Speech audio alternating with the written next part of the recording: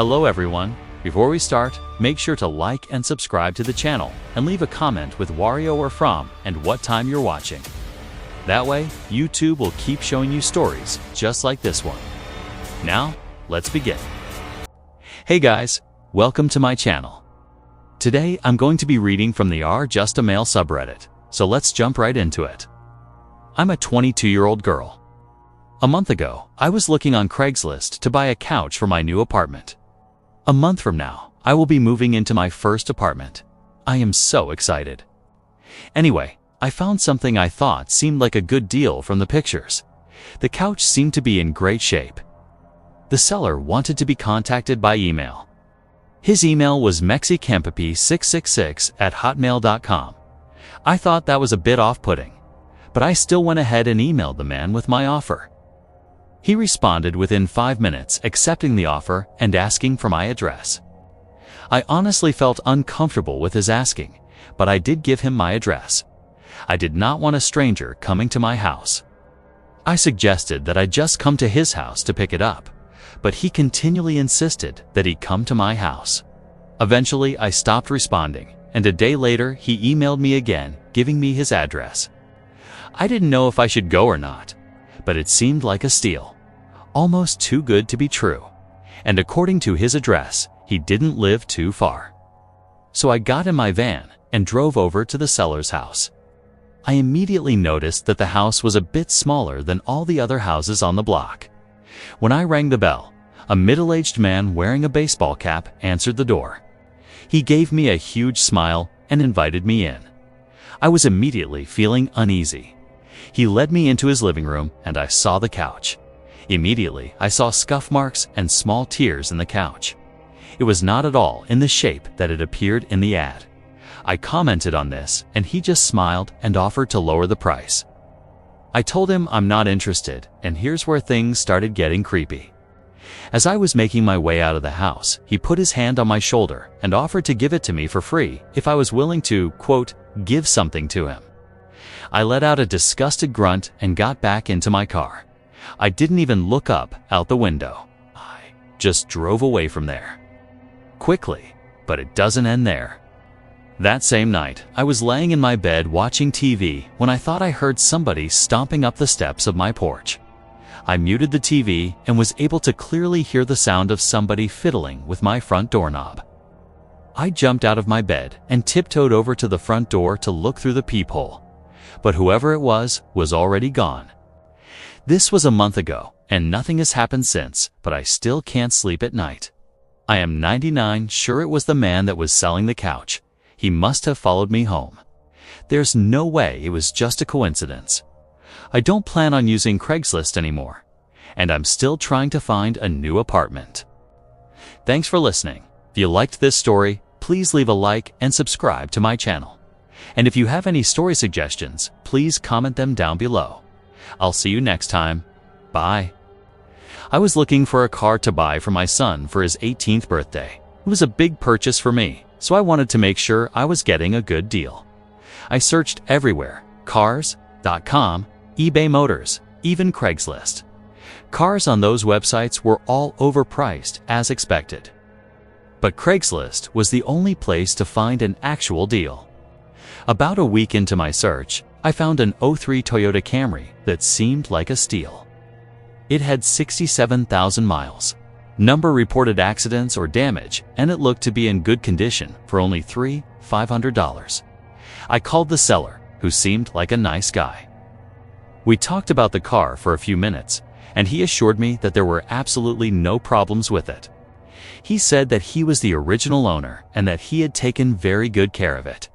He told me that he would be willing to drive the car to a mechanic of my choice so I could get a pre-purchase inspection. I agreed to meet him at his house to take a look at it.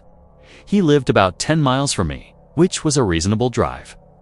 I asked him for his address and wrote it into my GPS. When I arrived, it was a tiny little house with a decent-sized property, only because it was a bit far from the nearest neighbors. The garage was open, so I walked over to see if anybody was inside, but except for an unusual amount of car parts, it was empty. The car was nowhere in sight. The only car on the property was an old pickup truck. I went over to the front door to check the house numbers. It was the right address. The doorbell button was missing, so I knocked on the front door. I knocked for exactly 5 minutes before deciding to give the man a call. So I dialed his number and I heard the sound of a cell phone ringing from inside the house. I was extremely confused at this point. Now I knew I had the right house. I didn't understand why, if he was home, why he wasn't answering. I decided I had to take a peek through one of the windows to see if anybody was inside. Peering through the glass, I couldn't really see much as it was pretty dark inside the house. I saw a very old-fashioned dining room set. But across from that, I saw somebody standing at the back door of the house, staring outside. I figured that must have been Bob. So I knocked on the window, but he didn't even move. There was no gate or anything to the backyard. It was just a wide-open yard. Since this wasn't a rural area, I simply walked around the house to the backyard. I didn't understand how he couldn't hear me. When I got to the back door, I made a shocking realization. The figure standing by the door was a taxidermied human being. I ran straight back the way I came and back to my car. I looked up one last time before driving off. The blinds to the window I had peeked into had been shut, but I could see 2 of the blinds bent open. Somebody was at that window watching me. You can probably guess. I had the gas pedal to the floor the whole way home. That's all. Thanks for listening. I was looking to buy the iPhone 5 about a year ago. I found a guy on Craigslist who was selling his for $200. He claimed it was in mint condition and that he wanted to upgrade to the 5C. I didn't know much about how to go about testing a phone, too. Make sure everything works, so I brought my little brother along who knew a lot more. Then we met halfway at a Dunkin' Donuts parking lot at like 10 o'clock at night. 2 large, intimidating guys stepped out of a black Honda Civic and walked over to us. One of the guys pulled out the phone and showed it to me. It didn't have a scratch on it. My brother took out my SIM card and popped it into this new phone. He did some testing and told me that it works. The guy then asked for $250 even, though he originally asked for $200. I lied and told him I only brought $200, and he seemed a bit unhappy with this. I did have $250, but I didn't want to spend more than his original asking price. I kinda figured it was his way of making sure I didn't haggle down the price I handed the guy the $200, and he and his buddy got back in there. We got back into my car and I tested out the new phone by calling my girlfriend. I sat testing things around for about 5 minutes. My brother commented on the fact that the 2 guys hadn't left yet either, but I didn't really care. I started the car and pulled out of the parking lot. My brother then commented that the 2 guys started their car just as I had. I didn't find it too weird. I drove down the turnpike and eventually stopped at a red light. That's when I noticed the black Honda Civic pull up right behind us in my rearview mirror. I found that a bit weird, since I was sure they came from the opposite direction. I continued my drive home, but every single turn we made, they followed and closed on my tail. To my brother suggested I pull over, but there was no way I was going to do that. I knew those guys were looking for trouble. It got to the point where I was trying to lose them and started driving dangerously. If they needed something, they would call or at least honk their horn, but they were looking for some kind of trouble. I tried something risky to lose them at an intersection. The light had just turned red. I floored it across the intersection before any of the cars would begin to pass. My brother shouted at me, calling me stupid and crazy, but it worked. They didn't follow. We got home after the extra long drive. My heart was still racing from the intensity of the situation.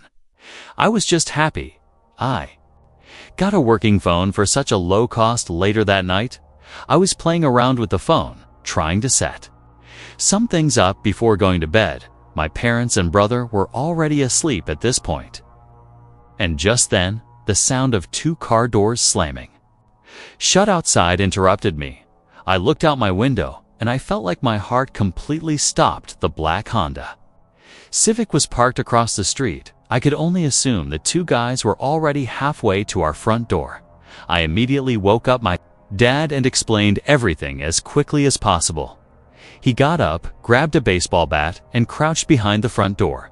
A loud knock came at the front door. My dad screamed at them to go away. One of the guys on the other side of the door claimed to have a gun and said that he would shoot the lock off of the door if he didn't open up. My dad told me to call Joe, our friend, who lives 2 doors down, who happens to be a police officer. I called Joe and he said he would be right over and to stay hidden. Here's the part that still scares me to this day.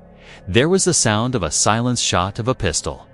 I peeked over and saw a bullet hole in the door inches away from my dad's head. My dad ran away from the door and we all listened. We heard Joe outside yelling at them to drop their weapons. My dad went outside to help. When they lowered their guns, Joe arrested the two. I have to say, this was the scariest day of my life, but it was also the best I had ever felt in my entire life.